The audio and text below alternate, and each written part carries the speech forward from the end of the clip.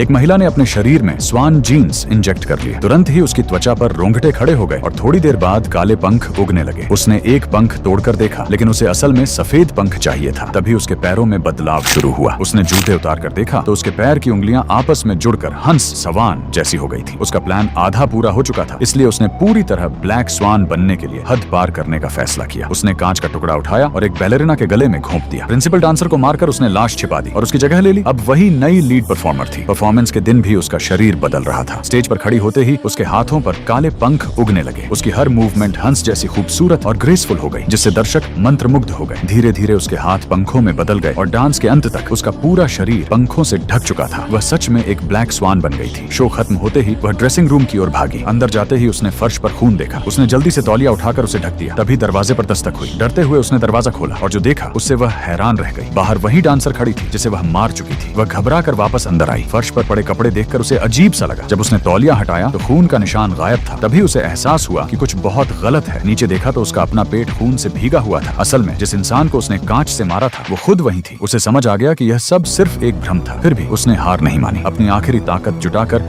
वह फिर से स्टेज पर गई और पूरी परफॉर्मेंस खत्म की। म्यूजिक खत्म होते ही वह जमीन पर गिर पड़ी और अपनी जान देकर उसने नृत्य की कला को एक सच्चा मतलब दे दिया।